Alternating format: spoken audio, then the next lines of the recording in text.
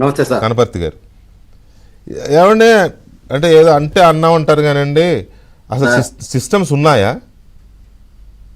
స్టేట్లో సిస్టమ్స్ ఉన్నాయా? జగన్మోహన్ రెడ్డి సిస్టమ్స్ రాజశేఖర్ రెడ్డి మొదలుకొని జగన్మోహన్ రెడ్డి వరకు ఏ విధంగా సిస్టమ్స్ నాశనం చేశాడో చూస్తా ఉన్నా. దాని ప్రభావం ఇంకా 9 నెలలు మీరేం సెట్ చేశారు? కొనసాగుతా ఉంది. సెట్ చేస్తా ఉన్నామండి. అంటే యాజ్ ఎర్లీ ఇప్పుడు వచ్చింది ఇదే కదండి, ఇప్పుడే మార్పు జరుగుతూ ఉంది. చూస్తా ఉన్నారు కదా, ఒక్కొక్క నిందితుడు ఏ విధంగా జైలుకి వెళ్తా ఉన్నారో చూస్తా ఉన్నాం. ఇప్పుడు బయటకు వచ్చిన నిందితుడు 100 రోజులు, ఇవాళ కరెక్ట్ 14వ తారీఖుకి 100 రోజులు అతను. అయితే ఫేక్ సర్టిఫికెట్ పెట్టడం, ఆ డాక్టర్ గారు ఇది ఫేక్ అని చెప్పి చెప్పటం, వెంటనే పోలీసులు అలర్ట్ అయ్యి మళ్ళీ అనంతపురం పోలీసులు కేసు ఫైల్ చేయటం. దీని వెనక అయితే ఖచ్చితంగా నేను గుంటూరులోనే జరిగిన ఇన్సిడెంట్ ఆ డాక్టర్ గారితో మాట్లాడటం జరిగింది. ఆ డాక్టర్ గారు ఎప్పుడో 2 years బ్యాక్ ఓసారి వాళ్ళ మదర్ పద్మావతిని నా దగ్గర తీసుకురావటం జరిగింది. మొన్నైతే అసలు నా దగ్గర తీసుకురావటం కానీ ఎటువంటిది లేదు. అనంతపురం పోలీసులు ఇందాక లోకల్ పోలీసులకి ఇస్తే వాళ్ళు వచ్చి నా స్టేట్మెంట్ రికార్డు చేశారు. నేను అసలు ఆ సర్టిఫికేట్ చూసి ఆశ్చర్యపోయాను. అసలు ఆ సర్టిఫికేట్ నాది కాదు, ఆ సంతకం కూడా నాది కాదు. అసలు ఊరకేదో గీకి అట్లా సంతకం పెట్టి కేవలం బెయిల్ కోసమే సబ్మిట్ చేశాను. నేను అదే అంటున్నా, ఫేక్ సర్టిఫికేట్ అని ప్రూవ్ అయింది. ఇప్పుడు ఆ డాక్టర్ గారు చెప్తున్నాడు నేను ఇవ్వలేదని చెప్తున్నాడు, లేదా సంతకం అయింది కాదు, లేదా అది ఎప్పటిదో పాతదో, లేదా ఏదో వాట్ ఎవర్.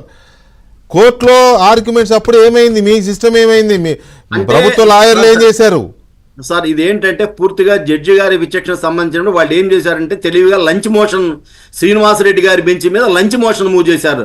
జడ్జిల పేర్లు వద్దండి, గౌరవ జడ్జిల పేర్లు అవసరం. లంచ్ మోషన్ మూవ్ చేసినప్పుడు ఏమవుతుందా అంటే మనకి ఆ కోర్టుకున్నంత పగల జరిగే అంత ఇది మనకు లంచ్ మోషన్ లో ఉండదు. లంచ్ మోషన్ లో ఉండకపోవడం వెంటనే 1 hour 2 hour ఉంటుంది. అప్పటికి మా ఏపీపీ థ్రెటన్ చేసి ఆయన అడిగాడు, లేదండి మాకు కొంత టైం ఇవ్వండి అంటే, కాదు అవతల హెల్త్ కండిషన్స్ ఇదిగా ఉన్నాయి అంటే ఆయన సరే ముందు బెయిల్. అయితే దీంట్లో ఎస్కార్ట్ బెయిల్ ఇస్తారు జనరల్గా. మరి గౌరవ న్యాయమూర్తి గారి విచక్షణ ఎస్కార్ట్ బెయిల్ ఇవ్వకుండా ఇంటరిం బెయిల్ ఇచ్చారు వాళ్ళు. అది కొద్దిగా ఆశ్చర్యంగా ఉంది, ఇంటరిం బెయిల్ ఇవ్వటం అనేది. ఎస్కార్ట్ బెయిల్ అనేది జనరల్గా ఇస్తారు ఎవరికైనా, తల్లిదండ్రులు చనిపోయారన్నా, లేకపోతే ఏదైనా కర్మకాండలు చేయడానికన్నా, లేకపోతే ఏమైనా ఎగ్జామ్స్ రాయాలన్నా, లేకపోతే ఇంకేదన్నా పెళ్లిళ్ళకి అటెండ్ అవ్వాలన్నా జనరల్గా ఎస్కార్ట్ బెయిల్ ఇస్తారు. ఆ ఎస్కార్ట్ కాపలా కాస్తా ఉంటారు. మరి ఇంత కరడు కట్టిన నేరస్తుడికి ఎమర్జెన్సీలో అలాగే ఇస్తారులే. రేవంత్ రెడ్డి ఇప్పుడు ప్రస్తుత తెలంగాణ ముఖ్యమంత్రి రేవంత్ రెడ్డి గారికి కూతురు పెళ్లి అంటే బెయిల్ ఇచ్చారు, పొద్దున్నే వెళ్ళి సాయంత్రం వచ్చేయమని చెప్పారు జైలుకి. అవి ఉంటాయి చూసాం. కానీ ఇది మరీ అంటే నాకు అర్థం కాదు ఏంటంటే, ఓకే జడ్జి గారు ఆ సర్టిఫికేట్ చూసి విశ్వసించారని అనుకుందాం, ఎందుకంటే ఆయన బయటకు వెళ్ళి చూడలేడు కదా.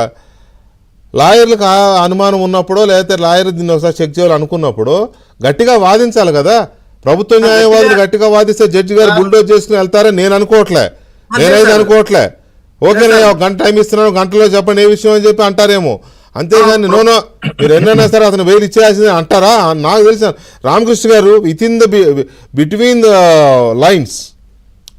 లైన్స్ ఈ మాట ఎందుకు అంటున్నానంటే, న్యాయస్థానాల మీద గౌరవంతో మనం మాట్లాడతాం కాబట్టి బిట్వీన్ ద లైన్స్ అంటే ప్రభుత్వ న్యాయవాది గట్టిగా వాదించబట్టే సార్ అతను మళ్ళా సర్టిఫికేట్ వెరిఫికేషన్కి వెళ్ళింది. అది ఆయన యాక్చువల్గా అయితే దాన్ని అంత దూరం కూడా పోలేదు ఆ గౌరవ జడ్జి గారు. అవును, వెరిఫికేషన్కి వెళ్ళి వచ్చేదాకా బెయిల్ ఆగాలి కదా, మీ వాళ్ళు పట్టుబట్టాలి కదా.